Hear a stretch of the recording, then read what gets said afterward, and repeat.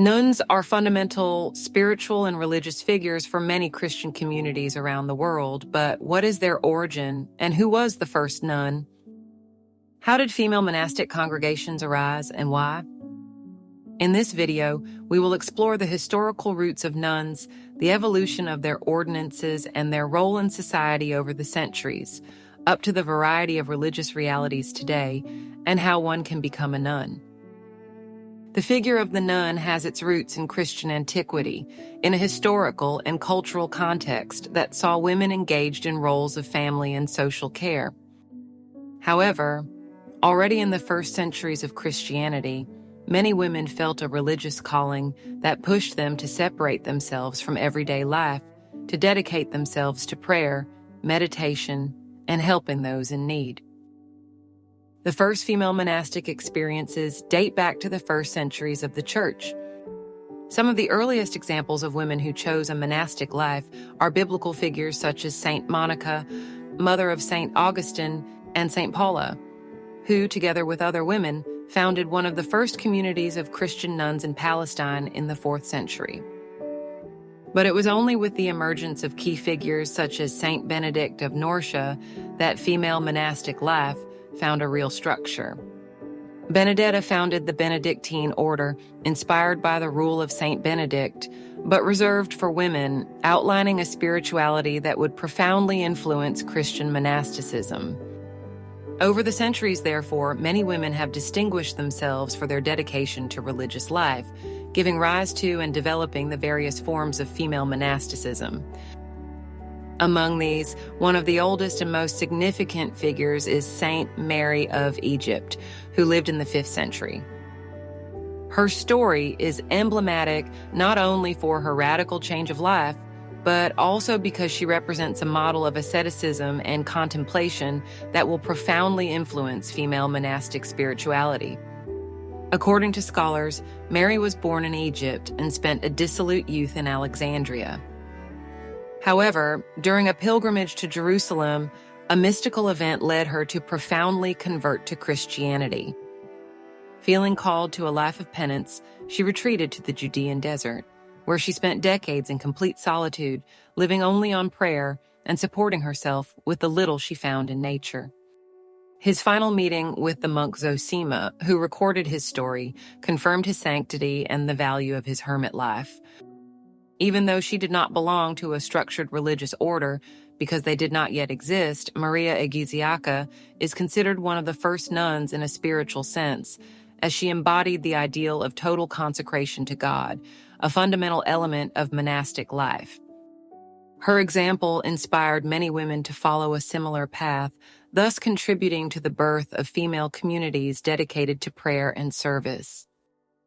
The experience of Maria Egiziaca marked an important stage in the history of the nuns, as it anticipated the characteristics of future congregations: detachment from the world, ascetic discipline, and the search for spiritual perfection. Over time, hermetism transformed into forms of community life, giving rise to the first female monasteries, such as those founded by Saint Scholastica, sister of Saint Benedict, in the 6th century. This passage marked a new phase in female religious organization, laying the foundations for the monastic orders that, in the following centuries, spread throughout the Christian world. In the early period of Christianity, monastic life was practiced in solitude or in small, informal communities. It was with monasticism that it began to be defined as a true shared form of religious life. The Benedictine order, established in the 6th century by Saint Benedict of Norcia, is considered one of the first monastic orders for women. The rule that Benedicta wrote was based on a balance between prayer, work, and reflection, foundations that would become crucial for all subsequent monastic congregations. Over time, the monastic movement expanded and diversified. Religious women from various parts of Europe took refuge in convents and abbeys to dedicate themselves to the contemplative life. These convents, however, were not only places of prayer, they were also centers of culture, education, and assistance to the poor, contributing to the spiritual and social formation of the surrounding communities. In the Middle Ages, female monasticism multiplied and diversified. Beginning in the 10th century, new religious orders arose, such as the Poor Clares, founded by Saint Clare of Assisi, and the Dominicans, who offered women an alternative to traditional abbeys. These new orders, while maintaining a strong link with prayer and contemplative life, also opened themselves to missionary activity, the care of the sick, and teaching. Over time, female monastic life became increasingly structured, starting with the creation of well-defined rules for each order. The largest and most influential orders, such as the Benedictines, Carmelites, Franciscans, and Dominicans, established strict rules of life that included vows of chastity, poverty, and obedience. These rules, although severe, also offered protection and security for women, allowing them to escape the hardships and discrimination of everyday life. Today, the life of the nuns has changed compared to the past, but their role remains fundamental. The Second Vatican Council took place from 1962 to 1965 and marked an important reform in the Catholic Church, allowing many female monastic congregations to undertake a process of aggiornamento. This led to a greater openness to the outside world while maintaining the connection with spirituality and prayer. Modern nuns have adapted to the challenges of the contemporary world, making their presence felt in social, education, healthcare, and other areas of civil life. Religious orders have multiplied and diversified, responding to the needs of different cultures and communities.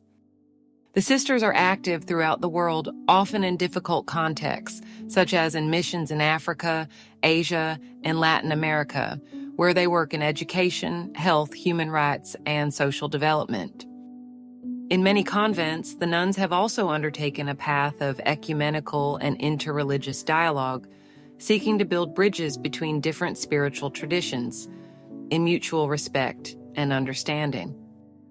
Nuns, silent and often hidden figures, have played a central role in the history of the Church and society. They were born as spiritual responses to God's call, but also as social needs to take care of the most vulnerable and marginalized. Their evolution, from ancient monasteries to modern missions, has shown how faith can renew itself without losing its essence.